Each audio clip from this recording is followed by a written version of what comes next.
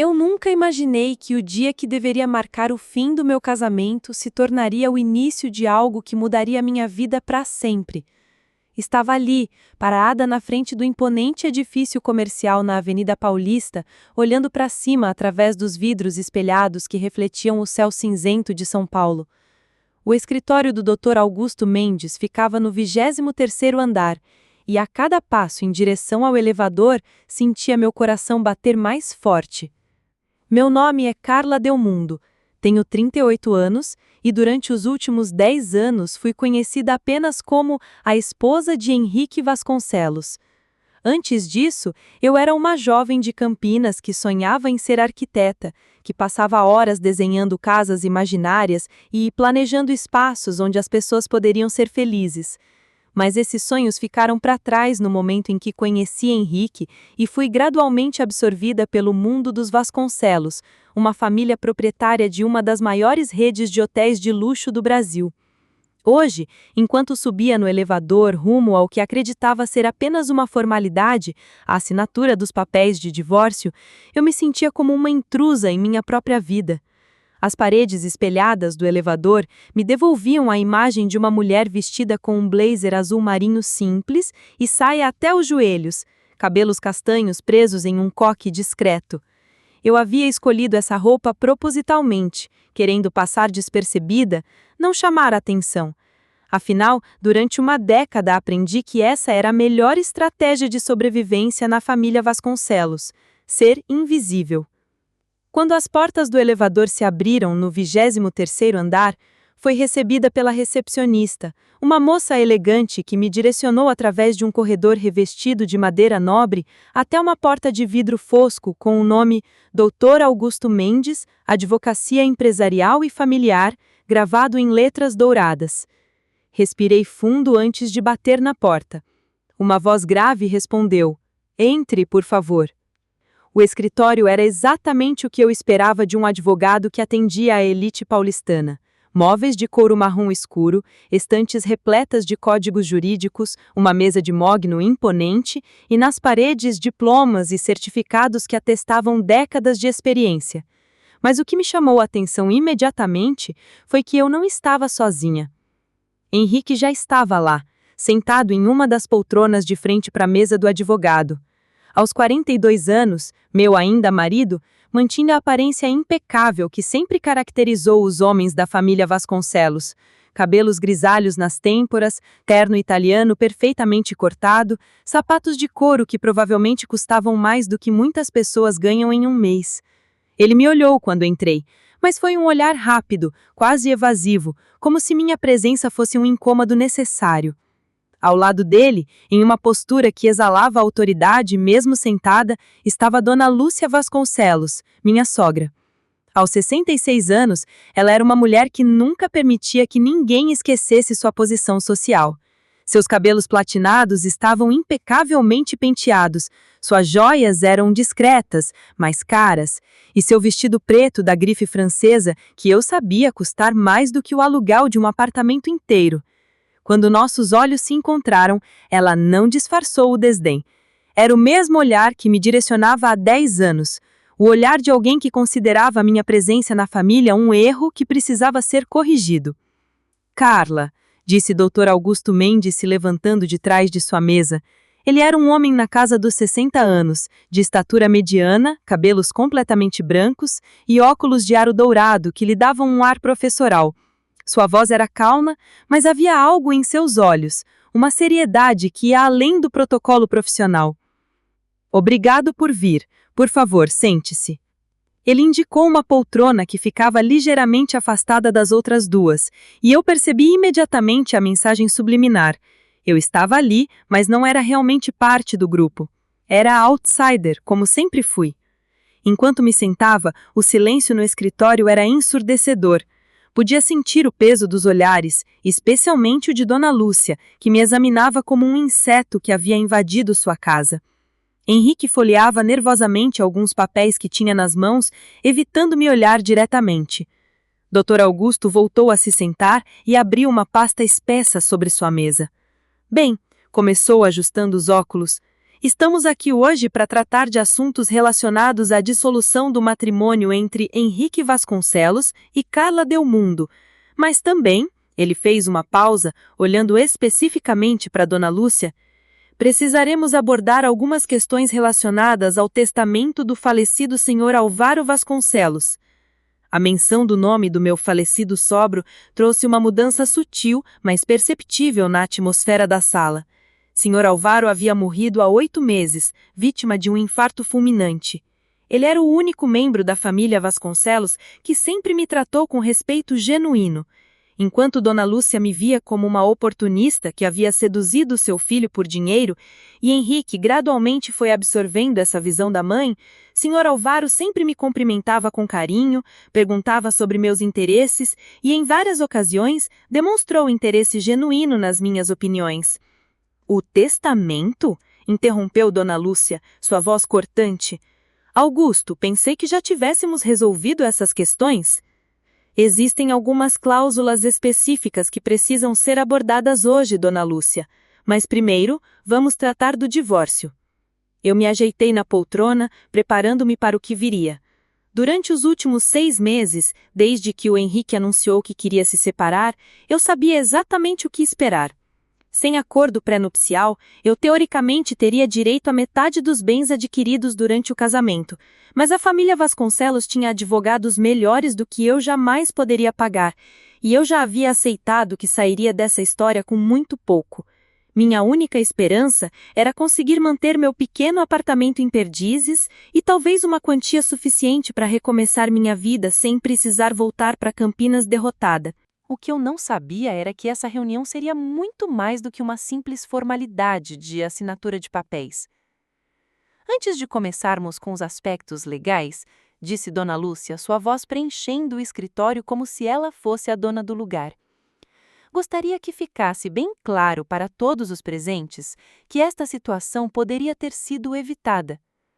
Dr. Augusto ergueu a mão educadamente. Dona Lúcia, talvez seja melhor nos focarmos nos procedimentos... Não, Augusto. Ela o interrompeu com autoridade. Eu preciso falar. Durante 10 anos, nossa família tentou integrar essa moça ao nosso mundo. 10 anos oferecendo oportunidades, educação, refinamento. E como fomos recompensados? Ela se virou para me encarar diretamente. Com manipulação, chantagem emocional e agora esta farsa de casamento desfeito. Senti meu estômago se contrair. Abri a boca para me defender, mas ela continuou como se eu não estivesse ali. Carla, você pode ter enganado meu marido com essa sua fachada de menina inocente do interior, mas eu sempre soube exatamente o que você era, uma oportunista.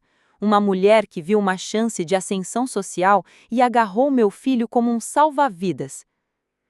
Mãe, Henrique murmurou baixinho, mas sua voz não tinha convicção alguma. Era o mesmo tom que ele usava há anos quando fingia discordar da mãe, mas nunca realmente a contrariava.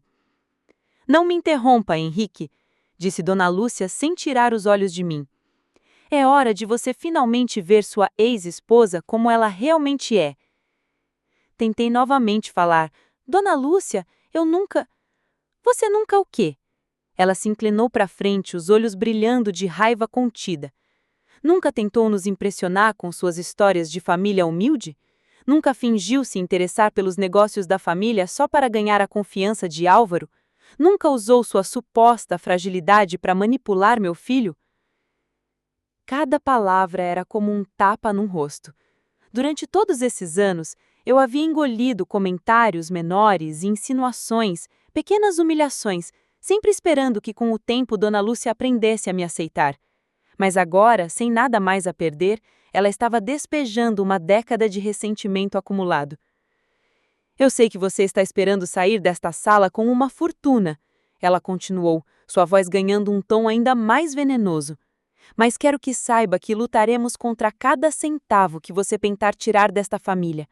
Você não contribuiu com nada para o patrimônio dos Vasconcelos, não trouxe conexões importantes, não agregou valor aos nossos negócios, não deu filhos para continuar nossa linhagem. Foi apenas um peso morto que toleramos por consideração ao meu filho. As palavras sobre não ter filhos me atingiram como um soco no estômago. Henrique e eu tentamos durante anos, e as frustrações, as consultas médicas, os tratamentos fracassados haviam sido uma fonte constante de dor em nosso casamento. A insinuação de que isso era uma falha minha, uma inadequação, era particularmente cruel. Dr. Augusto pigarreou, claramente desconfortável. Senhora Vasconcelos, creio que devemos nos concentrar nos aspectos legais da questão.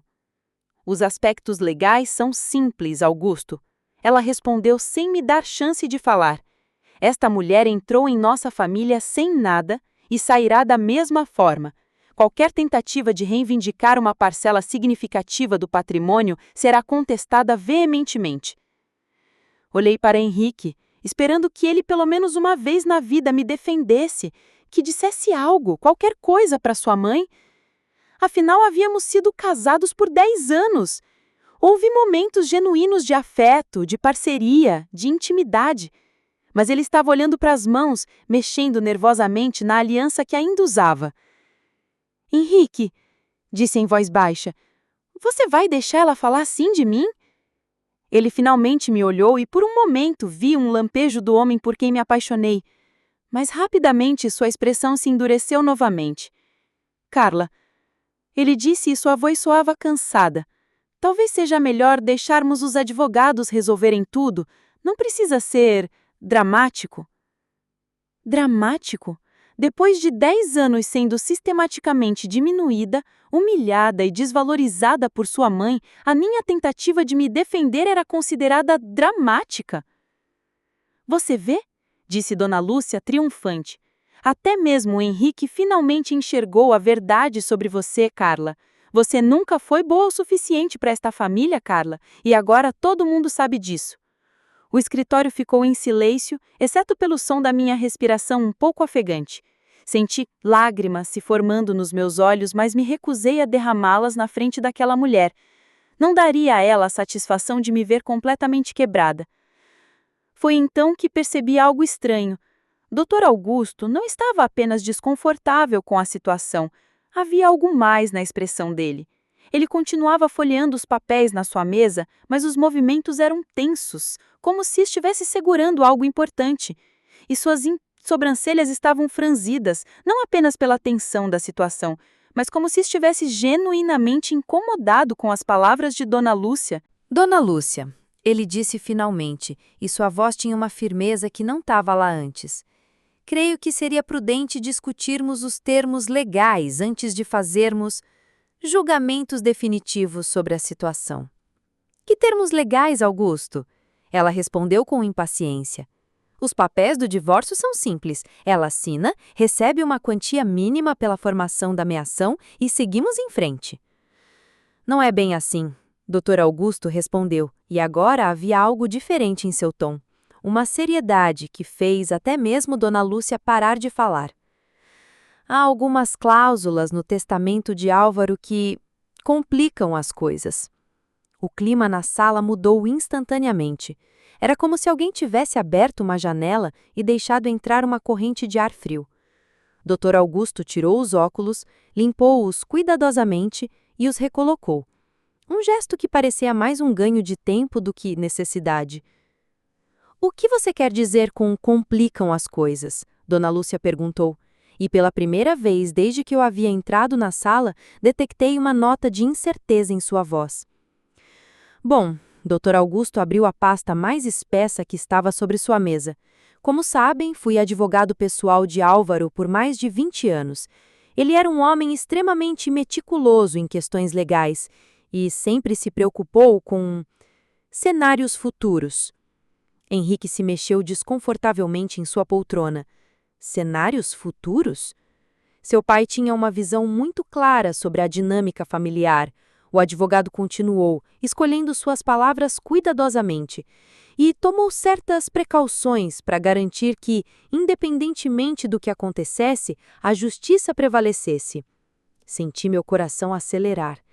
Havia algo no tom de Dr. Augusto que não conseguia decifrar, mas que me dava uma estranha sensação de que talvez, apenas talvez, eu não fosse sair daquela sala completamente humilhada como Dona Lúcia esperava. Augusto, Dona Lúcia disse, e agora sua voz tinha uma frieza perigosa. Espero que você não esteja sugerindo que Álvaro fez algum tipo de provisão especial para ela. A palavra ela foi pronunciada com tal desdém que quase podia ser sentida fisicamente. Dona Lúcia, o senhor seu marido era um homem sábio, Dr. Augusto respondeu, e eu percebi que ele estava evitando olhar diretamente para ela. Ele observava muito, entendia as pessoas e estava particularmente atento às dinâmicas interpessoais dentro da família. Que dinâmicas? Henrique perguntou, parecendo genuinamente confuso. O advogado fez uma pausa longa, tão longa que o silêncio se tornou quase insuportável. Eu podia ouvir meu próprio coração batendo e tinha a impressão de que os outros também podiam. Henrique, seu pai me procurou várias vezes nos últimos anos para discutir preocupações específicas sobre como Carla estava sendo tratada pela família. A bomba havia sido lançada. Dona Lúcia ficou visivelmente pálida e Henrique olhou para o advogado como se ele tivesse falado em uma língua estrangeira. O que você está insinuando? Dona Lúcia perguntou, mas sua voz não tinha mais autoridade de antes. Não estou insinuando nada, senhora, Dr. Augusto respondeu com firmeza. Eu estou afirmando fatos. Álvaro estava profundamente preocupado com o que ele considerava um tratamento injusto e, em suas palavras, cruel, dirigido a Nora. Ele me disse várias vezes que Carla era uma pessoa de caráter íntegro que estava sendo sistematicamente desvalorizada. Olhei para Henrique, que parecia estar processando essa informação como se fosse a primeira vez que ouvia alguma coisa assim. E talvez fosse mesmo. Talvez ele realmente nunca tivesse percebido o que o seu pai observava. Isso é ridículo, Dona Lúcia disse, mas sua voz estava tremulando ligeiramente. Álvaro nunca me disse nada disso. Com todo o respeito, Dona Lúcia, acredito que essa era exatamente a questão. Álvaro sentia que suas preocupações não seriam, bem recebidas por alguns membros da família. O advogado voltou sua atenção para os papéis, folheando-os com precisão quase ritual. Por essa razão, ele tomou certas medidas preventivas, medidas que, segundo suas instruções específicas, deveriam ser reveladas apenas em determinadas circunstâncias. Que circunstâncias? Perguntei, e foi a primeira vez que consegui falar desde que Dona Lúcia havia começado seu ataque. Dr. Augusto me olhou diretamente, e havia alguma coisa em seus olhos que parecia uma mistura de compaixão e admiração. No caso de um pedido de divórcio iniciado por Henrique, ou em qualquer situação onde ficasse evidente que você estava sendo tratada de forma injusta pela família. O silêncio que se seguiu era tão denso que podia ser cortado com uma faca. Dona Lúcia estava olhando para o advogado como se ele fosse um estranho, e Henrique parecia estar tentando processar informações que contradiziam completamente a versão da realidade em que havia vivido durante anos. Augusto, Dona Lúcia disse, e agora sua voz tinha uma frieza perigosa. Espero que você não esteja prestes a nos dizer que Álvaro cometeu algum tipo de irregularidade legal. Pelo contrário, senhora, ele respondeu. Tudo o que Álvaro fez foi completamente legal e adequadamente documentado. Ele apenas se certificou de que, caso suas piores suspeitas sobre o futuro se confirmassem, ele fez uma pausa significativa olhando para cada um de nós. A pessoa que ele considerava mais vulnerável na família não fosse deixada desamparada. Meu coração estava batendo tão forte que eu tinha certeza de que todos na sala podiam ouvi-lo. Havia algo acontecendo que eu não entendia completamente, mas que estava mudando fundamentalmente a dinâmica de poder naquela sala. Dr. Augusto, disse com uma voz um pouco rouca, o que exatamente o Sr. Álvaro deixou documentado? Ele me olhou com uma expressão que misturava seriedade profissional e algo que parecia quase orgulho paternal. Carla, ele disse, acredito que é hora de você conhecer as verdadeiras intenções do seu sogro em relação ao seu futuro. E foi então que percebi que minha vida estava prestes a mudar de uma forma que eu jamais poderia ter imaginado. Quando o Dr. Augusto mencionou as verdadeiras intenções do Sr. Álvaro, foi como se o próprio patriarca da família Vasconcelos tivesse entrado na sala. De repente podia sentir sua presença, não de forma sobrenatural, mas da maneira como certas pessoas marcam tanto nossas vidas que continuam conosco mesmo depois de partirem. Álvaro Vasconcelos havia sido um homem de estatura mediana, cabelos sempre bem penteados e olhos castanhos penetrantes, que pareciam enxergar além das aparências. Aos 78 anos, quando morreu, ele ainda mantinha uma elegância natural que não precisava de roupas caras ou joias ostensivas para ser notada. Era o tipo de homem que comandava respeito simplesmente por estar presente, mas que nunca usava esse poder para diminuir os outros. Lembrei-me do primeiro dia em que o conheci, há mais de 11 anos. Henrique havia me levado à mansão da família em Alphaville para o almoço dominical. Eu estava nervosa, vestindo o meu melhor vestido, que mesmo assim parecia modesto demais para aquele ambiente, e tentando causar uma boa impressão. Dona Lúcia havia me cumprimentado com frieza educada, fazendo perguntas que pareciam mais um interrogatório sobre as minhas origens do que interesse genuíno. Henrique estava visivelmente tenso, tentando mediar cada interação. Mas quando o Sr. Álvaro desceu as escadas para nos cumprimentar, tudo mudou. Ele se aproximou com um sorriso genuíno, estendeu a mão de forma calorosa e disse: "Então esta é a Carla sobre quem Henrique não para de falar. É um prazer conhecê-la, minha querida." Não foi apenas o que ele disse, mas como disse. Havia sinceridade em sua voz, interesse real em seus olhos. Durante aquele almoço, enquanto Dona Lúcia fazia comentários sutilmente depreciativos sobre minha cidade natal e minha família, Sr. Álvaro me fazia perguntas sobre arquitetura, sobre meus sonhos, sobre como eu via o futuro. Ele realmente escutava minhas respostas. "Arquitetura é uma arte nobre", ele disse quando mencionei minha formação. "É criar espaços onde as pessoas podem viver suas melhores vidas. Isso requer visão, sensibilidade e alma." Dona Lúcia havia interferido naquele momento. "Álvaro, querido, não vamos encher a cabeça da menina com fantasias. Ela agora faz parte da família, precisa entender nossas responsabilidades práticas." Mas Sr. Álvaro havia me dado uma piscadinha discreta, como se dissesse: "Não desista dos seus sonhos por causa das expectativas dos outros." Ao longo dos anos, ele foi a única pessoa na família que continuou me tratando como um ser humano completo, não como um acessório de Henrique. Quando Dona Lúcia me criticava por não se envolver mais nos negócios da família, Sr. Álvaro defendia minha independência. "Cada pessoa tem seus próprios talentos, Lúcia. Não podemos forçar todo mundo a se encaixar no mesmo molde." Houve um incidente, cerca de 3 anos atrás, que agora ganhava um significado completamente diferente à luz das revelações de Dr. Augusto. Era durante um jantar de família, e Dona Lúcia havia bebido mais vinho do que o costume. Ela começou a fazer comentários sobre como algumas pessoas se aproveitavam da generosidade da família e como era importante proteger o patrimônio de sanguessugas. Embora ela não tivesse mencionado o meu nome diretamente, estava claro para todos na mesa que as insinuações eram direcionadas a mim. Henrique ficou vermelho, mas permaneceu calado. Eu tentei mudar de assunto, mas Dona Lúcia continuou. Foi então que Sr. Álvaro, com uma voz baixa, mas firme, disse: "Lúcia, chega!" Não foi um grito, nem mesmo um tom elevado, mas havia uma autoridade absoluta nas palavras dele. "Carla é parte desta família e merece o mesmo respeito que qualquer um de nós." O silêncio que se seguiu foi constrangedor, mas Sr. Álvaro continuou: "Além disso, se alguém nesta mesa se aproveitou da generosidade de outros, certamente não foi ela. Carla trouxe dignidade, bondade e humildade para esta família, características que talvez devêssemos valorizar mais." Naquela noite, quando eu estava me arrumando para ir embora, Sr. Álvaro me chamou em seu escritório particular. A sala era forrada de livros, com fotografias da família espalhadas pela mesa e uma vista linda para o jardim iluminado.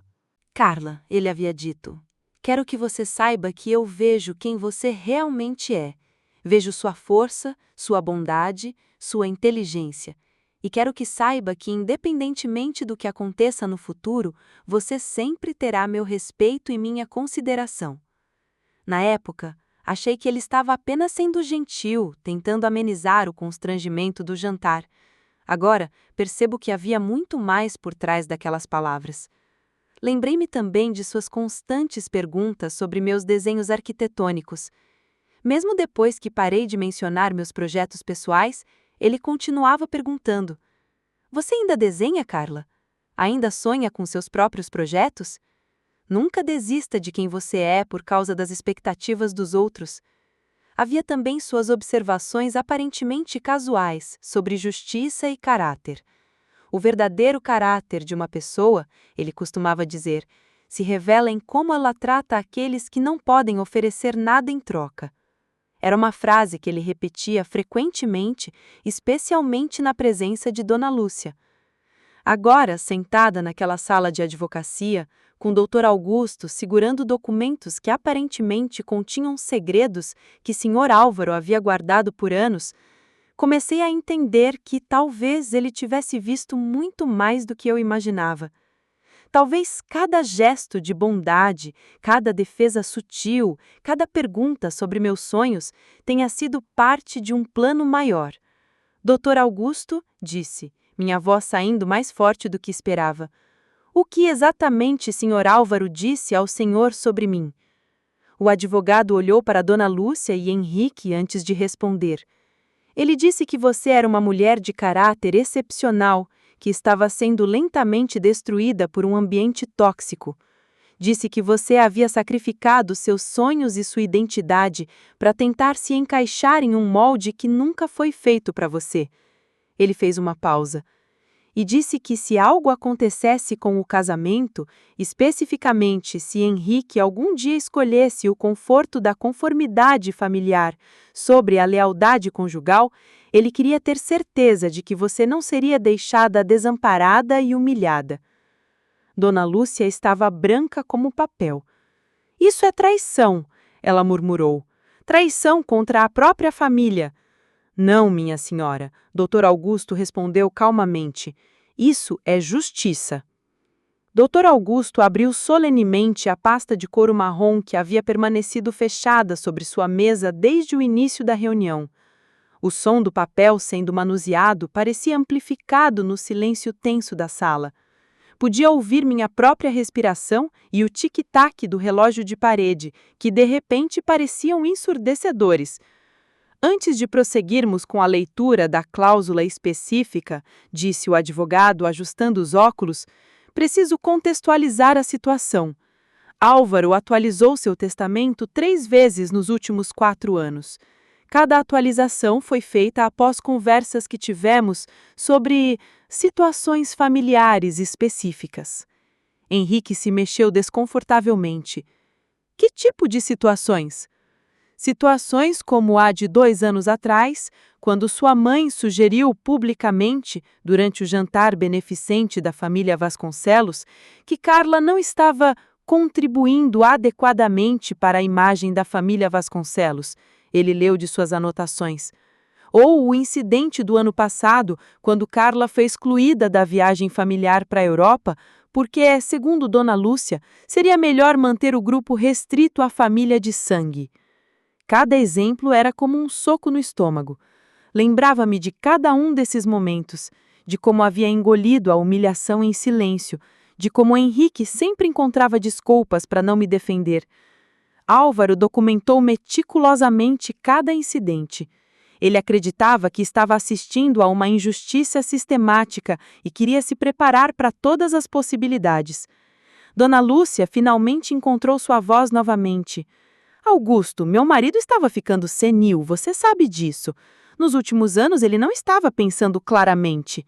Dona Lúcia, eu submeti Álvaro a 3 avaliações de capacidade mental diferentes, conduzidas por especialistas independentes.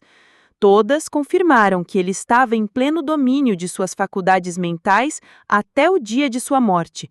Além disso, cada alteração do testamento foi testemunhada por pelo menos 3 pessoas, incluindo outros advogados. Ele abriu o documento principal e começou a ler. Última Vontade e Testamento de Álvaro Vasconcelos, atualizado em 15 de março de 2023. Sua voz assumiu o tom formal dos procedimentos legais.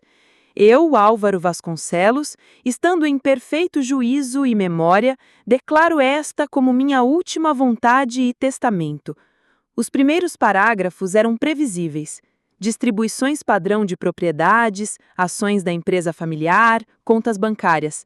Henrique herdaria a maior parte dos negócios, Dona Lúcia manteria sua posição na diretoria e receberia uma generosa pensão vitalícia. Havia provisões para funcionários de longa data e algumas doações para a caridade. Conforme Dr. Augusto lia, eu me sentia cada vez menor na poltrona. Cada cláusula confirmava o que eu já sabia. Eu não era considerada parte da família real. Era apenas uma esposa temporária que em breve seria descartada.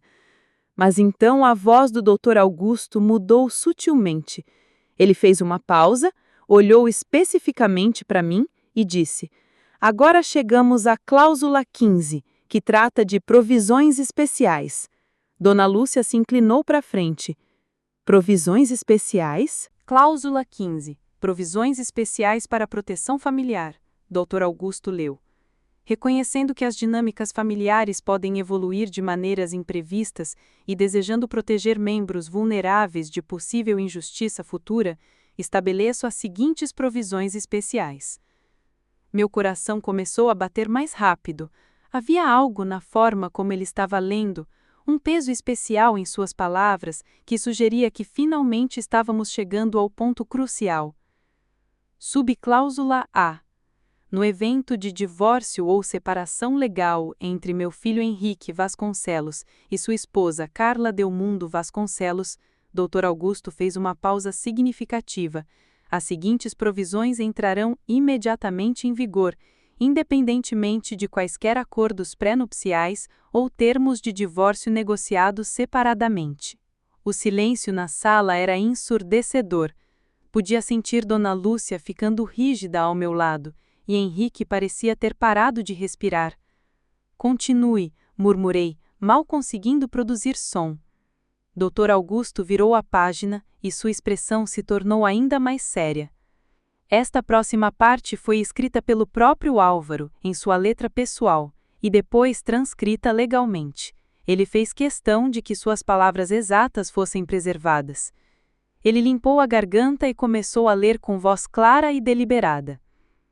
Se esta cláusula estiver sendo lida, significa que minhas piores suspeitas sobre o futuro de Carla em nossa família se concretizaram. Ao longo dos anos, observei uma mulher de caráter excepcional ser gradualmente diminuída por um ambiente que valoriza a conformidade sobre autenticidade, status sobre bondade. Senti lágrimas começarem a se formar nos meus olhos.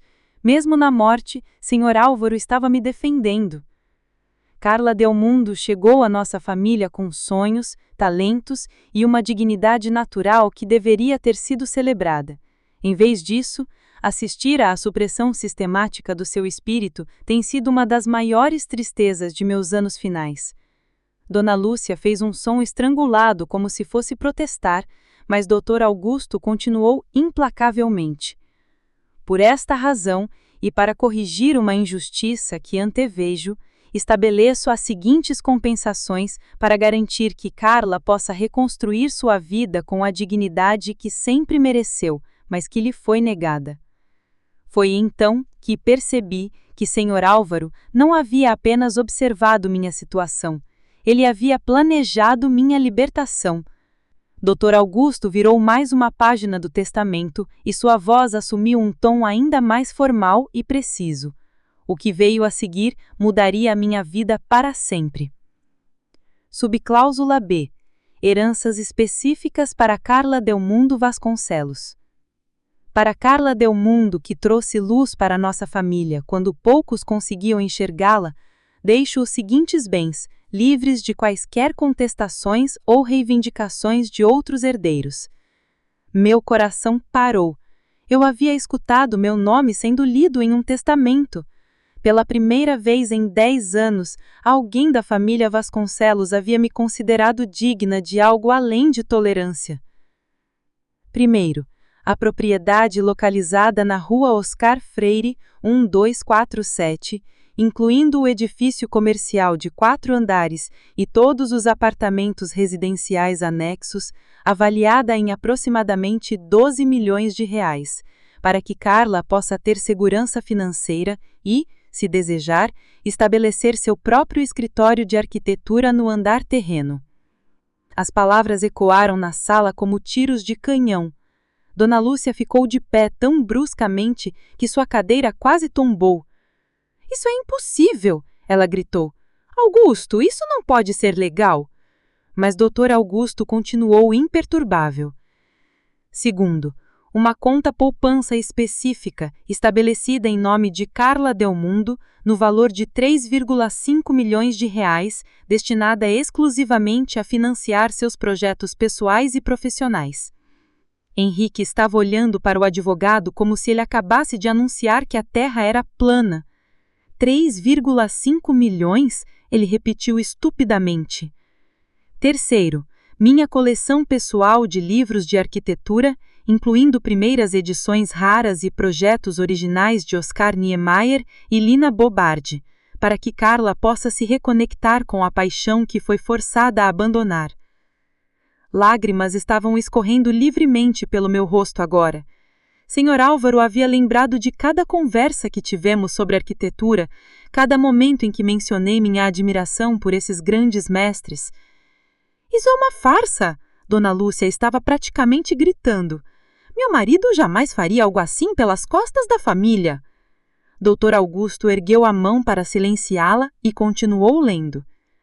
Quarto, as ações da construtora Vasconcelos Filho, subsidiária independente que estabeleci secretamente nos últimos 2 anos, representando 25% do capital da empresa principal, para que Carla tenha participação ativa nos negócios da família, se assim o desejar. Cláusula 15. Provisões especiais para a proteção familiar. Dr. Augusto leu. Reconhecendo que as dinâmicas familiares podem evoluir de maneiras imprevistas e desejando proteger membros vulneráveis de possível injustiça futura, estabeleço as seguintes provisões especiais.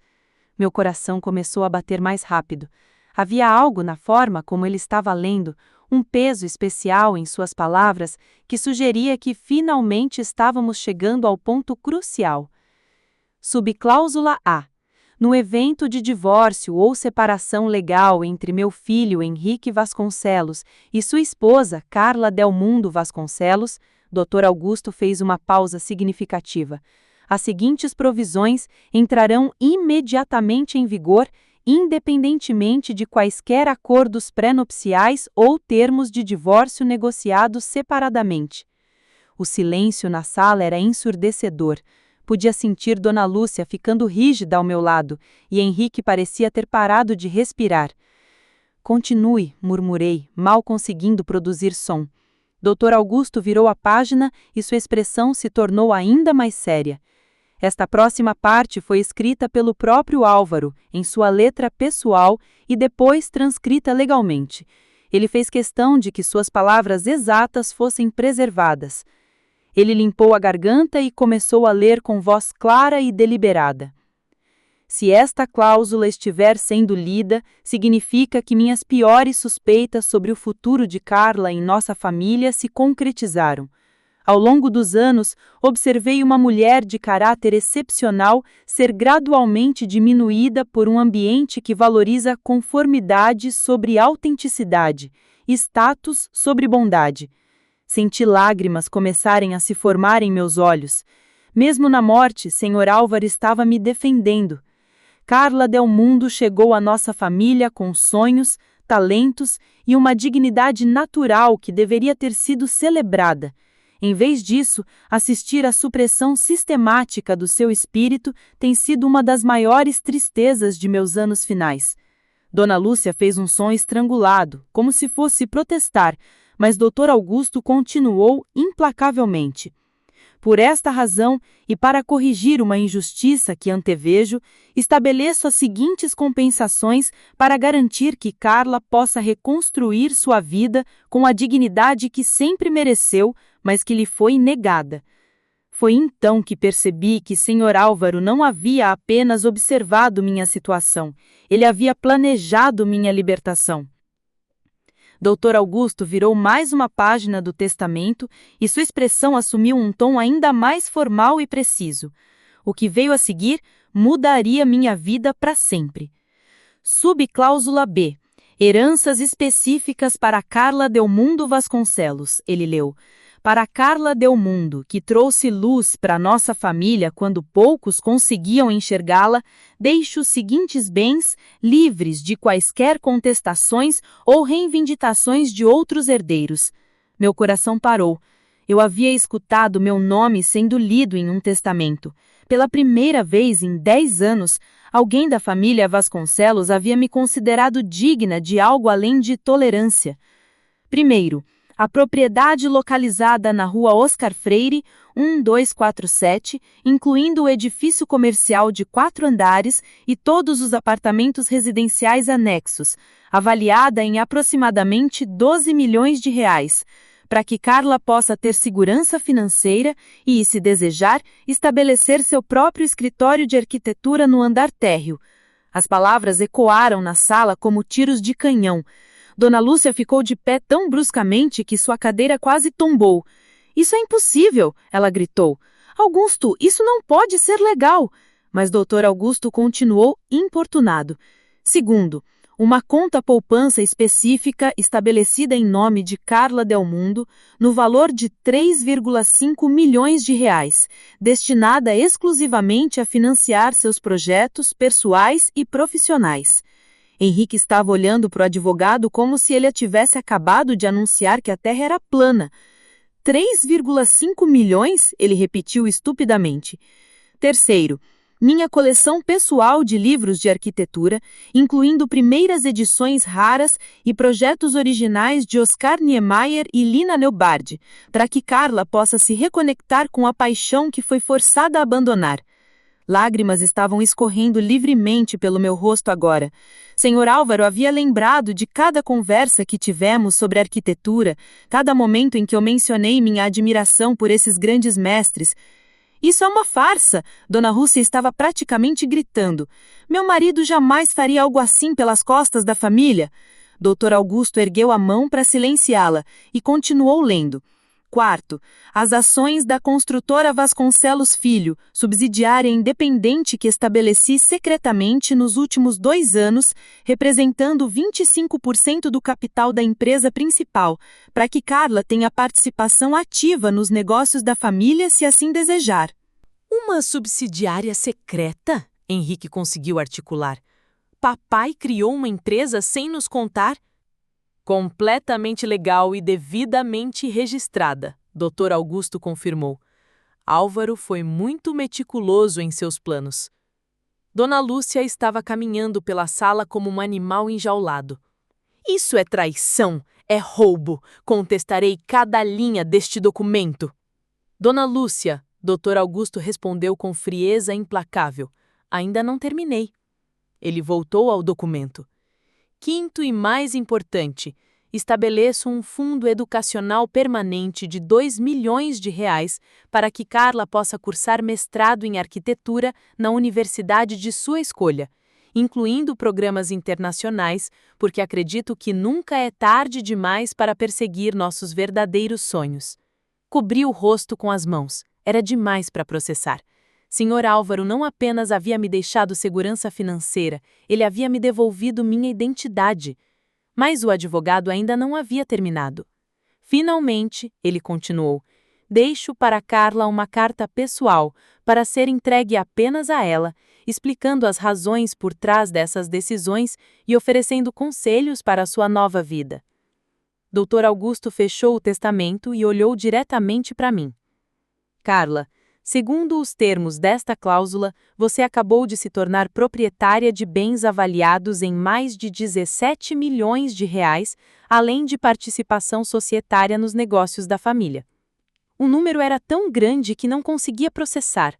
17 milhões de reais. Mais dinheiro do que eu jamais sonhei ter. Dona Lúcia estava alternando entre raiva e pânico. Isso é ilegal, é manipulação. Álvaro estava sendo manipulado por ela. Senhora, Dr. Augusto respondeu com frieza implacável. Tenho aqui gravações de áudio das conversas onde Álvaro explicou suas razões para cada uma dessas decisões. Posso reproduzi-las se necessário. Além disso, 3 psiquiatras independentes atestaram sua capacidade mental no momento da elaboração do testamento. Henrique finalmente encontrou sua voz. Carla, você sabia? Olhei para meu ainda marido, para o homem que havia me permitido ser humilhada por anos, que havia ficado em silêncio enquanto sua mãe me destroçava sistematicamente. Henrique, disse, minha voz surpreendentemente firme. Eu não sabia de nada, mas seu pai aparentemente sabia muito mais sobre esta família do que qualquer um de nós imaginava. Dona Lúcia se virou para mim, os olhos brilhando de fúria. Você o seduziu! Você manipulou um homem idoso! Pela primeira vez em 10 anos, me levantei e enfrentei Dona Lúcia de frente. A herança havia me dado algo mais valioso do que dinheiro. Havia me devolvido minha identidade. Dona Lúcia, disse, minha voz calma, mas clara. Seu marido me viu quando ninguém mais conseguia. Ele viu meu valor quando vocês só conseguiam ver defeitos. Se isso a incomoda, talvez o problema não seja comigo. O silêncio que se seguiu foi diferente de todos os anteriores. Era o silêncio de uma mulher que havia encontrado sua voz novamente. Dr. Augusto quebrou o silêncio. Carla, preciso informá-la que, segundo os termos da cláusula, estes bens são integralmente seus, independentemente do divórcio. Álvaro foi muito específico sobre isso. Olhei para Henrique, que parecia estar em choque, depois para Dona Lúcia, que estava me encarando como se eu fosse uma estranha, perigosa. E então, pela primeira vez em anos, sorri. Era um sorriso pequeno, mas era genuíno. Doutor Augusto, disse, gostaria muito de ler a carta que Sr. Álvaro deixou para mim. O que aconteceu nos minutos seguintes à minha pergunta sobre a carta de Sr. Álvaro foi uma explosão de fúria como nunca havia presenciado. Dona Lúcia, que durante décadas havia mantido sua compostura aristocrática mesmo nos momentos mais tensos, perdeu completamente o controle. Não! Ela gritou, batendo as mãos na mesa de Dr. Augusto com tanta força que alguns papéis voaram. Suas faces estavam vermelhas de raiva e as mãos tremiam visivelmente. Era como se a fachada cuidadosamente construída de décadas tivesse desmoronado em questão de minutos. Dona Lúcia, Dr. Augusto tentou intervir, mas ela o cortou brutalmente.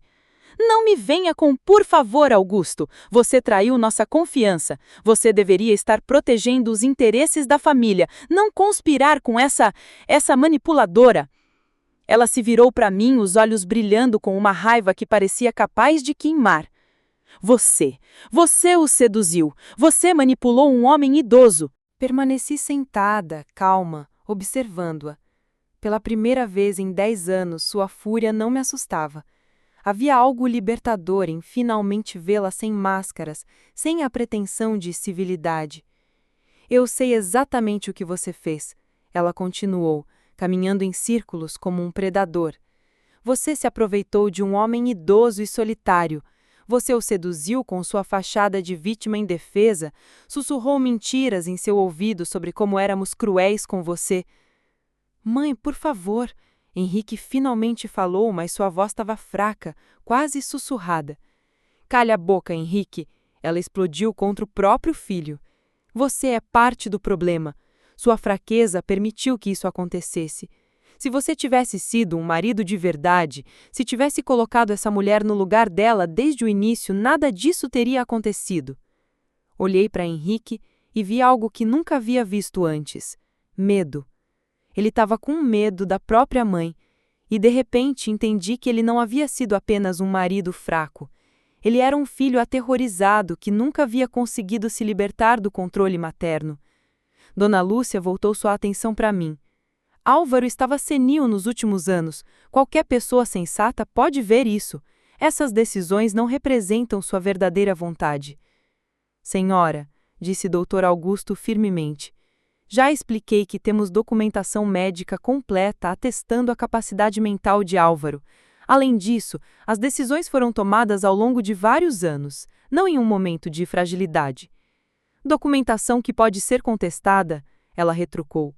Médicos que podem ter sido influenciados. A acusação pairou no ar como uma nuvem tóxica. Ela estava sugerindo que eu teria esse tipo de poder, que conseguiria manipular seu marido, médicos, advogados, todos conspirando contra a senhora? Eu sei que tipo de pessoa você é. Sempre soube. Desde o primeiro dia que a vi, reconheci sua natureza calculista. E que natureza é essa? Perguntei, me levantando lentamente da poltrona. Pela primeira vez, estava mais alta que ela. Você é uma parasita, uma mulher que se vende para o primeiro homem rico que encontra. Você se casou com meu filho pelo dinheiro e agora está tentando roubar a nossa herança. Cada palavra era como um tapa, mas estranhamente não me machucavam mais. Era como se a herança de Sr. Álvaro tivesse criado uma barreira protetora ao meu redor.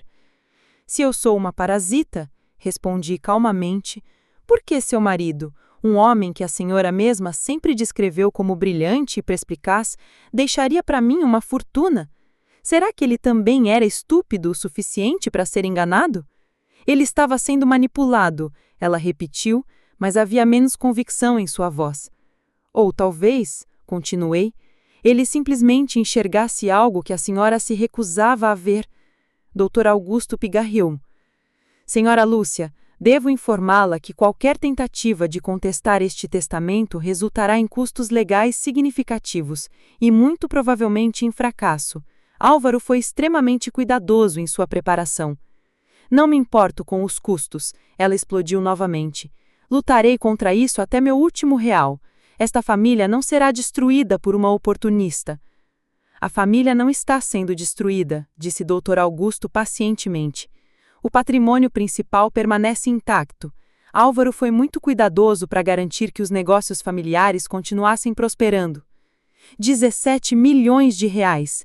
17 milhões que deveriam pertencer aos verdadeiros herdeiros. 17 milhões que representam menos de 8% do patrimônio total de Álvaro. Dr. Augusto respondeu calmamente. Ele foi muito específico em manter proporções que não comprometessem o futuro da empresa familiar. Henrique finalmente se manifestou novamente. Carla, talvez possamos conversar sobre isso. Talvez haja uma maneira de... Uma maneira de quê, Henrique? Interrompi, me virando para encará-lo. Uma maneira de eu abrir mão da herança que seu pai me deixou? Uma maneira de voltar a ser a esposa silenciosa e conveniente que você sempre quis? Não é isso, ele balbuciou. É exatamente isso, respondi. Você quer que eu volte ao meu lugar, ao lugar que sua mãe definiu para mim há 10 anos. Dona Lúcia interferiu novamente. O seu lugar sempre foi claro. Você é uma intrusa que se recusa a aceitar a realidade. Não, disse, minha voz ganhando força. Meu lugar foi definido por Sr. Álvaro, um homem que me viu como pessoa, não como ameaça. Meu marido estava doente, ela insistiu desesperadamente. Seu marido estava cansado, corrigi. Cansado de assistir uma boa pessoa ser sistematicamente destroçada em sua própria casa. O silêncio que se seguiu foi quebrado apenas pela respiração pesada de Dona Lúcia. Ela me olhava como se eu fosse uma estranha completa, como se a mulher silenciosa que ela havia conhecido por uma década tivesse simplesmente desaparecido. E talvez tivesse mesmo. Depois que as águas se acalmaram um pouco, Dr. Augusto sugeriu um intervalo. Dona Lúcia saiu da sala para fazer algumas ligações urgentes, provavelmente para advogados que pudessem contestar o testamento. Henrique a seguiu, murmurando algo sobre tentar entender a situação. Fiquei sozinha na sala com o Dr. Augusto, e pela primeira vez desde que havia chegado, pude realmente processar o que estava acontecendo. Doutor, disse, minha voz ainda trêmula da adrenalina da confrontação. Isso é real?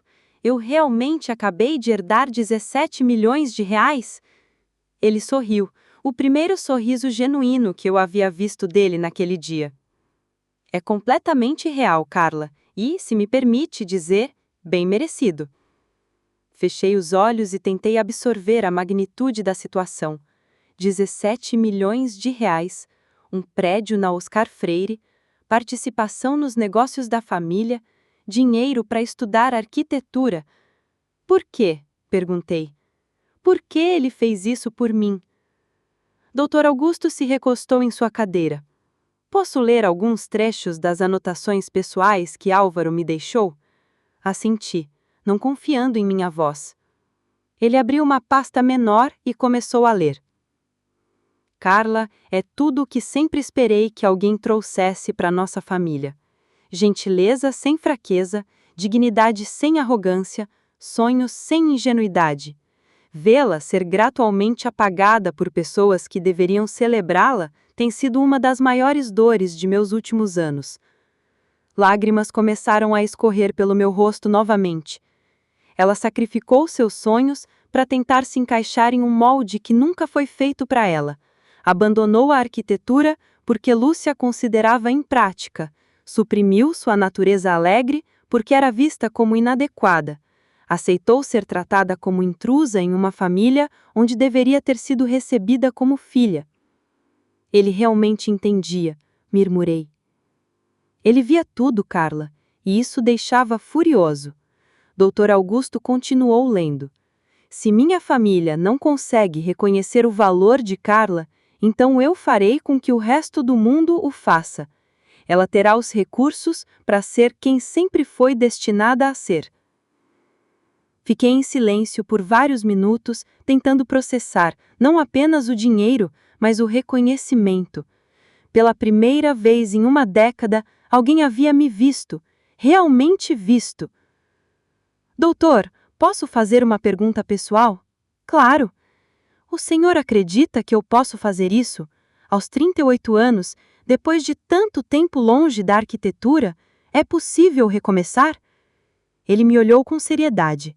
Carla, nos últimos 20 anos trabalhando com Álvaro, aprendi a confiar no julgamento dele sobre pessoas. Se ele acreditava que você tinha potencial para ser uma arquiteta extraordinária, então você tem. Levantei e caminhei até a janela, olhando para São Paulo lá embaixo.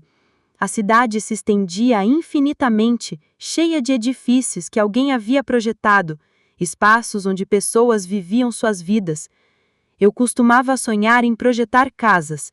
Não apenas casas, mas lares, espaços onde as pessoas se sentiriam seguras, acolhidas, felizes. E agora você pode, Dr. Augusto respondeu. O prédio na Oscar Freire tem espaço perfeito para um escritório de arquitetura no térreo. Álvaro pesquisou isso especificamente. Virei-me para ele. Ele pensou em tudo, não pensou? Álvaro sempre foi um estrategista brilhante, mas desta vez não estava estrategiando para os negócios, estava estrategiando para a justiça. Voltei para a poltrona e peguei minha bolsa. Dentro dela havia um pequeno caderno que eu sempre carregava, um hábito antigo dos tempos da faculdade. Nos últimos anos, havia se tornado apenas uma agenda, mas nas primeiras páginas ainda havia alguns esboços antigos de casas imaginárias. Doutor, quando poderei ter acesso aos recursos da herança? Os processos legais levam algumas semanas, mas eu posso acelerar o necessário. Por quê? Por quê? Disse, abrindo o caderno nos esboços antigos. Tenho uma casa para projetar. Minha casa. Pela primeira vez em 10 anos, eu vou ter uma casa de verdade. Dr. Augusto sorriu novamente. Carla, posso lhe dar um conselho? Por favor, não deixe que a culpa ou a pressão familiar a façam abrir mão disso. Álvaro sabia que eles tentariam fazê-la desistir. Por isso, ele tornou tudo irrevogável. Olhei para ele com gratidão. Doutor, posso perguntar? O senhor tem a carta que Sr. Álvaro me deixou? Tenho, ele disse, abrindo a gaveta da mesa. Mas ele pediu especificamente que fosse entregue apenas quando você estivesse sozinha, sem a presença de outros membros da família. Entendi. Mesmo na morte, Sr. Álvaro estava me protegendo.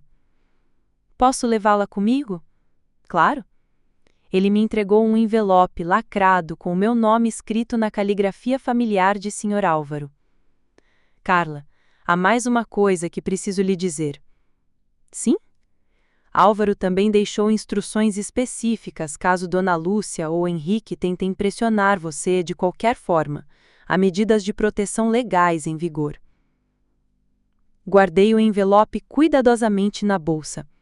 Pela primeira vez em anos, senti algo que havia esquecido como era: esperança. Quando Dona Lúcia e Henrique retornaram à sala, eu já havia tomado minha decisão. Eles entraram juntos, ela com uma expressão de determinação feroz e ele parecendo ainda mais nervoso do que antes. Carla, Henrique começou antes mesmo de se sentar. Conversei com minha mãe e pensamos que talvez possamos encontrar uma solução para toda essa situação. Uma solução? Repeti, permanecendo de pé. Sim, Dona Lúcia interveio, sua voz controlada, mas ainda tensa.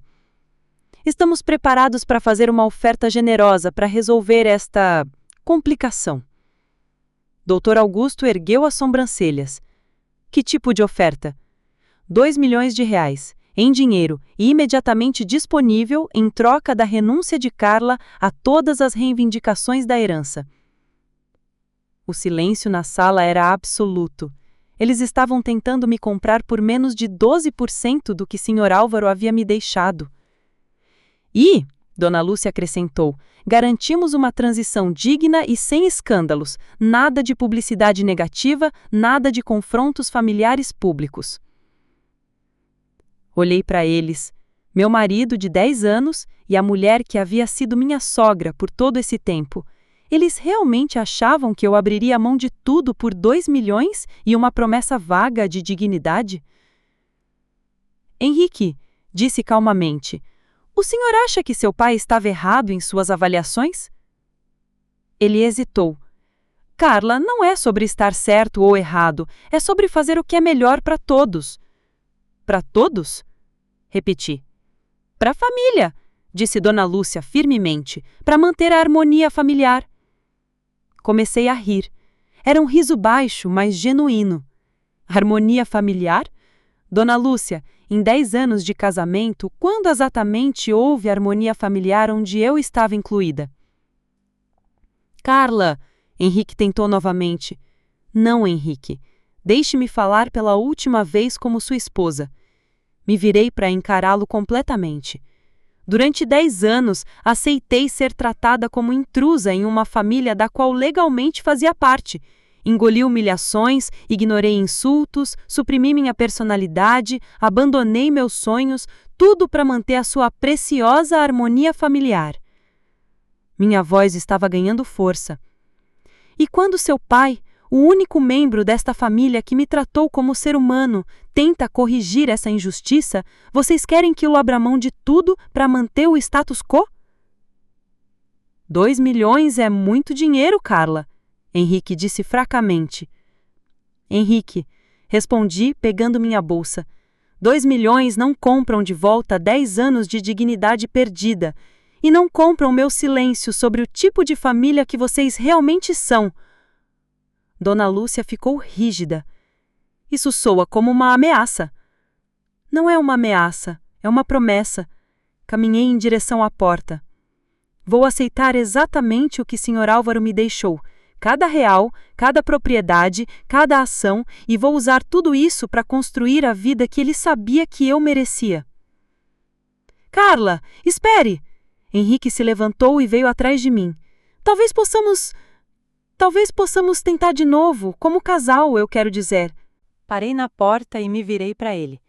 Por um momento vi o jovem por quem me apaixonei há mais de 10 anos. Mas era apenas uma sombra, assombrada por décadas de dependência emocional da mãe. Henrique, disse suavemente, você teve 10 anos para me escolher, 10 anos para me defender, 10 anos para provar que nosso casamento valia mais do que a aprovação de sua mãe. Fiz uma pausa. Você falhou em todas as oportunidades. Eu posso mudar, ele disse desesperadamente. Posso ser diferente. Pode ser, respondi. mas não comigo. Não mais.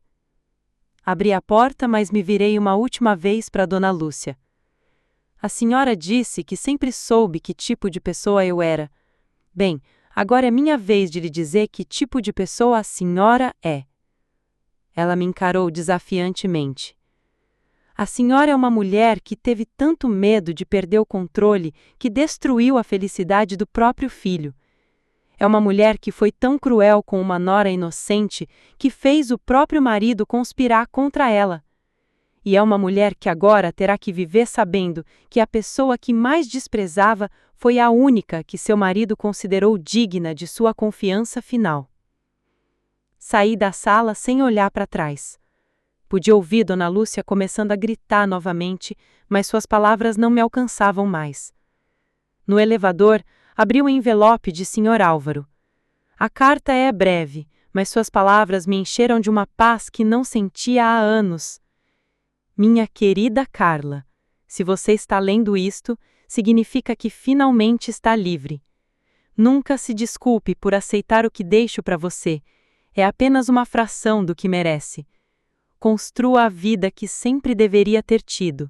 E lembre-se, às vezes, o maior ato de amor é dar a alguém a coragem de escolher a si mesmo. Quando as portas do elevador se abriram no térreo, saí para a luz do sol de São Paulo. Pela primeira vez em 10 anos, eu era completamente livre. E pela primeira vez em uma década, sorri sem reservas. O apartamento em Perdizes nunca me pareceu tão pequeno e ao mesmo tempo tão acolhedor. Eram apenas 50 metros quadrados, um quarto, uma sala integrada com a cozinha, um banheiro simples e uma pequena varanda onde eu mantinha algumas plantas. Durante anos, este espaço havia sido meu refúgio, o único lugar onde podia ser eu mesma, longe dos julgamentos da família Vasconcelos. Agora, enquanto deixava as chaves na mesinha da entrada e me encostava na porta fechada, ele assumia um significado completamente novo. Era meu último dia vivendo ali como a Carla de antes. Amanhã, acordaria como uma mulher completamente diferente. Caminhei até a varanda e me sentei na cadeira de plástico branco que havia comprado em uma promoção 3 anos atrás. São Paulo se estendia diante de mim, não a vista privilegiada dos jardins que eu havia conhecido na casa de Henrique, mas a vista real da cidade. Prédios residenciais modestos, antenas, roupas estendidas em varais, vida acontecendo em sua forma mais autêntica. Tirei o celular da bolsa e olhei para ele por alguns minutos antes de decidir fazer a ligação que havia estado adiando. Carla? A voz de Renata soou preocupada já no primeiro ringue. Como foi? Você tá bem? Renata Santos era minha melhor amiga desde os tempos da faculdade de arquitetura. Aos 37 anos, ela havia mantido o sonho que eu havia abandonado.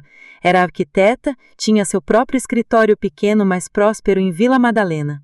Durante todos esses anos em que me perdi no mundo dos Vasconcelos, Renata foi a única pessoa que continuou me lembrando de quem eu realmente era.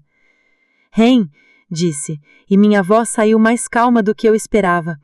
Preciso te contar uma coisa. Você pode vir aqui? Claro, tô terminando uma reunião, mas posso estar aí em 1 hora. Carla, você parece diferente. Aconteceu alguma coisa? Aconteceu, respondi olhando para a cidade lá embaixo. Muita coisa. Enquanto esperava a Renata chegar, fiz algo que não fazia há anos. Abri a gaveta da mesa onde guardava meus materiais de desenho antigos. Lápis, esquadros, papel vegetal amarelado pelo tempo. Havia também uma pasta com projetos da faculdade. Casas que eu havia desenhado quando ainda acreditava que podia mudar o mundo, criando espaços bonitos e funcionais para as pessoas viverem. Peguei um dos desenhos. Era o projeto final do 4º ano, uma casa residencial para uma família de classe média. Lembrava-me do entusiasmo com que havia trabalhado nele, das noites em claro aperfeiçoando cada detalhe, da satisfação quando o professor elogiou a funcionalidade combinada com sensibilidade estética. Onde foi que você se perdeu, Carla? Murmurei para mim mesma. traçando com o dedo as linhas que havia desenhado há mais de 15 anos. A resposta veio imediatamente. Eu me perdi no momento em que comecei a acreditar que meus sonhos eram menos importantes do que as expectativas dos outros.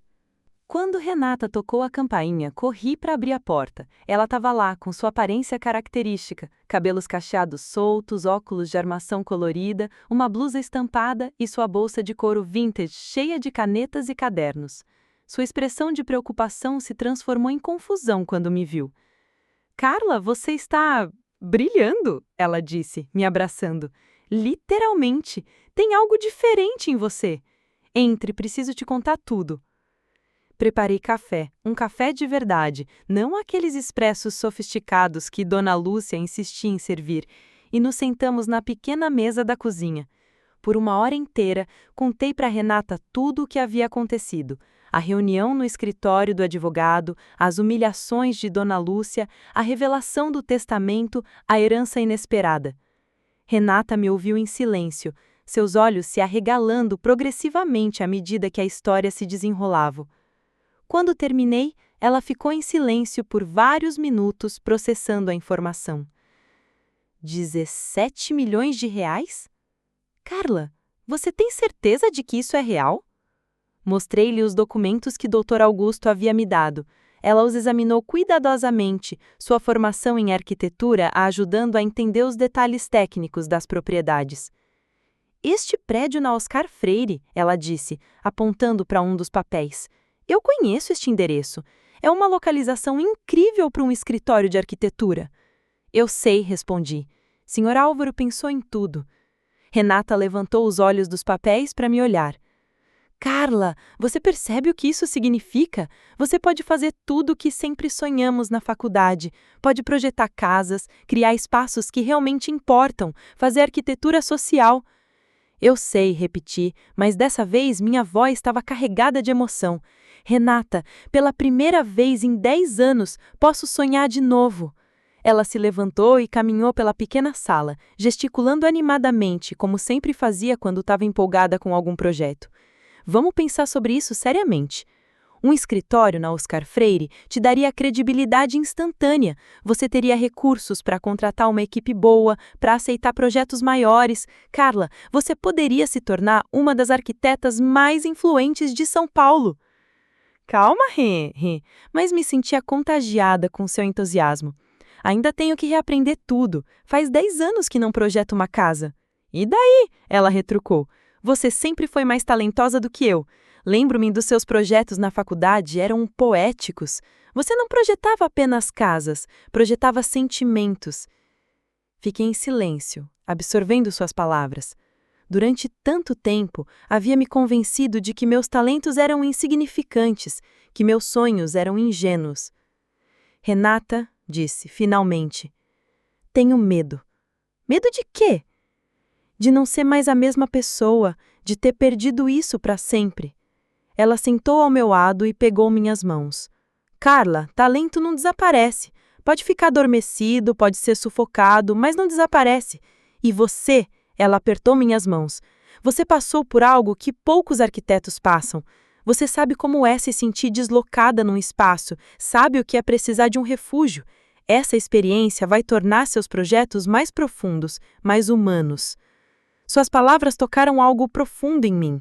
Ela estava certa. Os anos de sofrimento poderiam ser transformados em sensibilidade arquitetônica.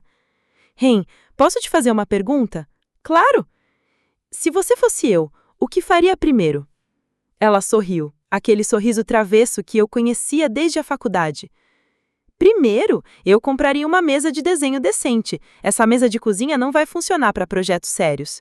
Rimos juntas, e pela primeira vez em anos, o meu riso era completamente livre. "Falando sério", ela continuou, "eu começaria devagar. Talvez um curso de atualização para me familiarizar com os softwares novos, depois alguns projetos pequenos para recuperar a confiança. E então", ela elevou as mãos, "eu faria algo que realmente importasse." "Como o quê?" "Habitação social, projetos comunitários. Carla, você tem recursos agora para fazer arquitetura que realmente mude vidas. Não só casas bonitas para ricos, mas espaços dignos para pessoas que nunca tiveram acesso à boa arquitetura. A ideia me empolgou imediatamente.